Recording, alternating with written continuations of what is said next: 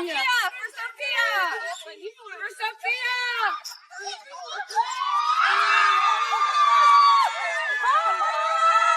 Get him, Sophie! Caitlin Clark just turned the WNBA upside down with a statement that didn't sound like a pep talk. It sounded like a farewell. Fans everywhere are left buzzing with one haunting question. Did she just hint that she's walking away from the league for good? From the moment Clark laced up for her very first pro game, she wasn't just a rookie, she was an earthquake shaking the entire sport.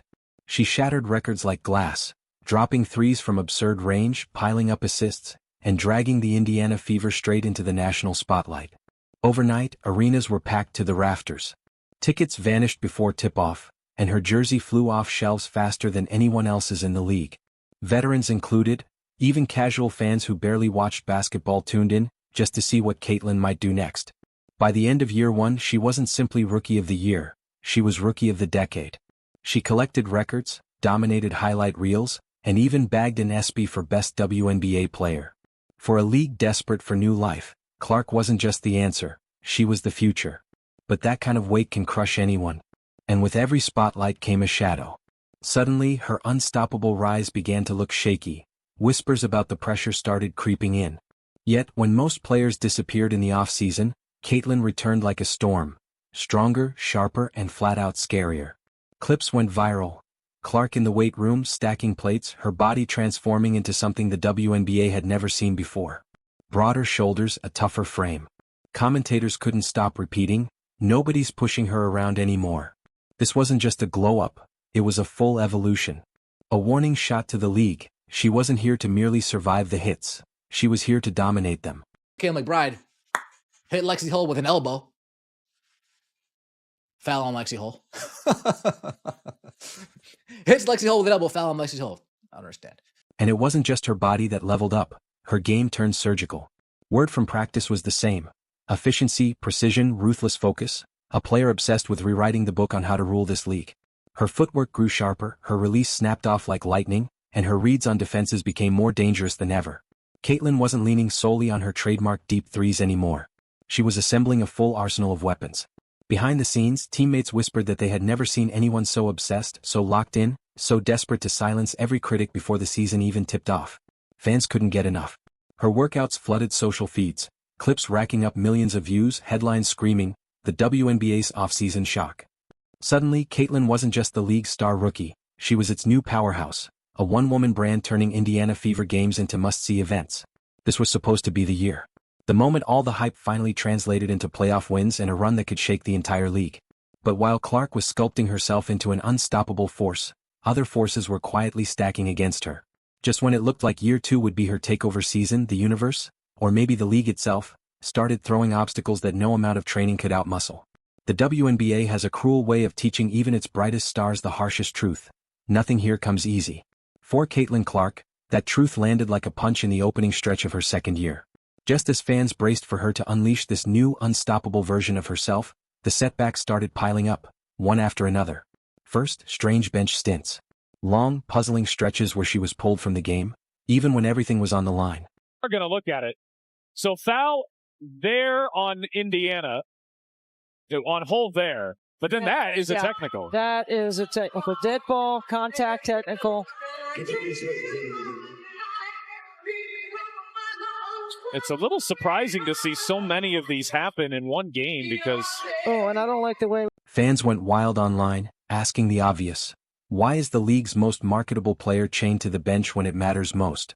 Then came the injuries. First, a nagging groin strain that pulled her out of marquee events. Then the brutal fouls, cheap shots that left her wincing on the hardwood. And the whispers grew louder. Was Caitlin Clark being left unprotected by refs who should have been shielding the league's brightest star? The timing couldn't have been worse. The WNBA had built her up as its face, its golden ticket, and now every stumble was magnified into a full-blown headline. Commentators didn't hold back. Night after night they pointed out how she was being treated like target practice. Shoves, elbows, hacks, and silence from the whistle. Opposing teams circled her like sharks and fans saw it all. Viral clips showed Caitlin being thrown around with no calls, fueling a firestorm of debate. Was the league really letting its own superstar get battered for toughness points? Or was something bigger at play? And then came the gut punch, missing the All-Star Showcase, the very stage where the WNBA had planned to parade her as the centerpiece of its future. Instead, she was sidelined, forced to watch rivals bask in the spotlight while she sat in the shadows. To fans, it felt like the golden child was being robbed of her shine before she even had the chance to own it. For Caitlin, the frustration was impossible to hide. Sure, there were still flashes of brilliance, pull-up threes from deep, slick assists, clutch-time runs that reminded everyone who she was. But the rhythm? It was broken. Instead of writing her next chapter as the unstoppable phenom, the narrative was shifting into one of survival. And survival wasn't why Caitlin Clark came to the WNBA. But the storm was just beginning to gather. Because while the hits and injuries bruised her body, the real damage was creeping in from the inside the locker room, across the league, and straight into her legacy.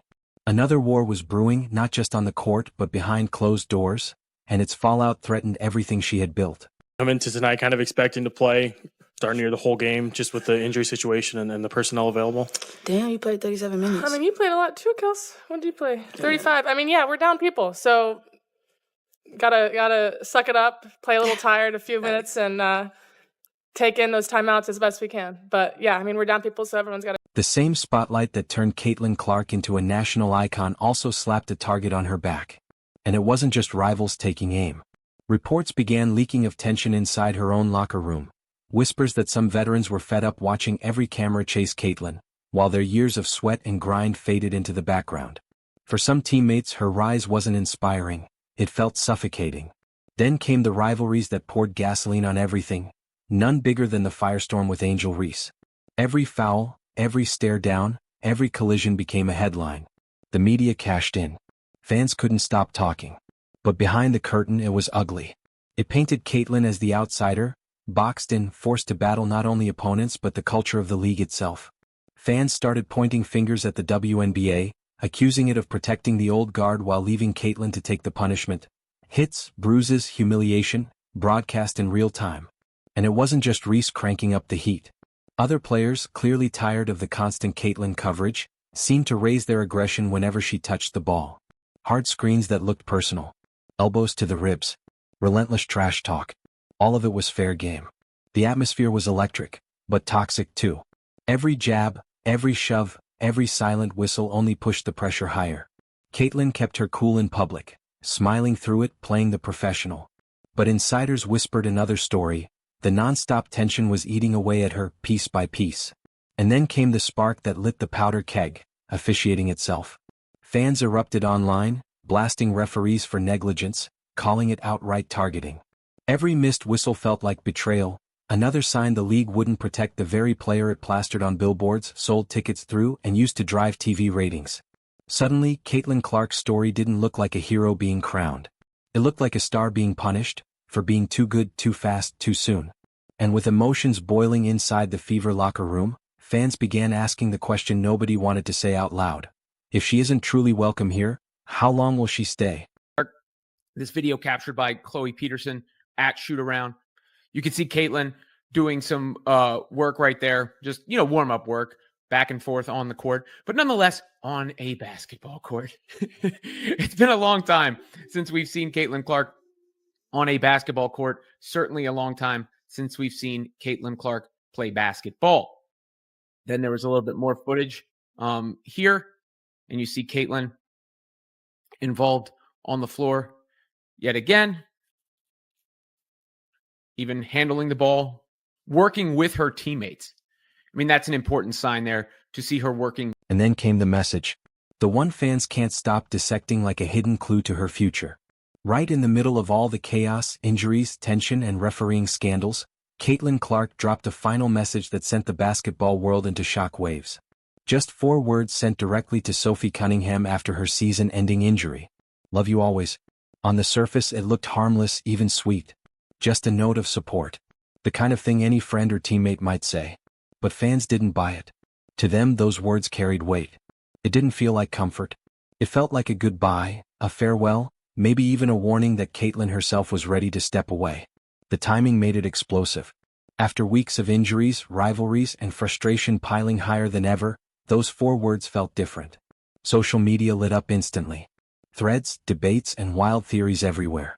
Was Caitlyn saying goodbye to Sophie, or was she quietly hinting at her own goodbye to the WNBA itself? Commentators called it cryptic. Fans called it chilling, and insiders, they admitted privately, it sounded like more than just comfort. It sounded like a star with one foot already out the door. And here's the twist. Caitlyn never cleared it up. No follow-up post, no press conference, no interview to calm the storm. Just pure silence. And sometimes silence screams the loudest. If that love you always note felt like a goodbye, then the next question hit like a hammer. What's next for Caitlyn Clark? Some fans are convinced she's gearing up for a break from the WNBA entirely, especially after all the bruises, hard fouls, and questionable no calls she's endured. Others say her path is already expanding far beyond the league. Caitlyn herself has teased bigger ambitions, chatting with icons like David Letterman about media roles, even half joking about one day running a team as a GM. To come back in the worst way, not only if they want to save this, if they want to even play in mid to late September. This isn't a playoff team, what we're watching right now. This isn't a playoff team. This is a Kelsey Mitchell, please save us team. Kelsey Mitchell, we need 40 and 10, 40 points, 10 assists from you every night to be in the playoffs. We need a Herculean effort in the second half. We need Lexi Hull catching fire late in the fourth quarter and in overtime for this team to continue. And then there's her foundation, a powerhouse project zeroed in on education, nutrition, and sports access for kids. It's growing fast, and many believe it could become her true legacy, a platform stretching far beyond basketball. Add in her record-shattering influence, TV ratings spiking, jerseys flying off shelves, sponsorships stacking higher by the month, and one thing becomes crystal clear. Caitlyn doesn't need the WNBA to stay relevant. If anything, the WNBA needs her more than she needs it. But here's where the noise gets louder. Reports swirl that those close to Caitlyn believe she's weighing her options. Overseas ball, where stars are paid and respected more, or maybe even a full pivot into media, becoming a face that never has to take another hard foul again. Nothing is confirmed, but the buzz is deafening. Fans are left asking, is she closing this chapter, or opening a bigger, bolder one? Caitlyn Clark's journey was supposed to be a fairy tale. Rise to the top, dominate the league, carry the WNBA into a golden new era. And for a while it looked exactly like that. But reality hit hard. Injuries, relentless targeting, locker room jealousy, silence from officials. That golden dream has begun to twist into something darker, heavier, maybe even unsustainable. The breaking point is impossible to ignore. Caitlyn Clark's story is no longer just about basketball, it's about survival in a league that seems determined to test her limits. And now, fans are flipping the script, asking the question that cuts deepest of all.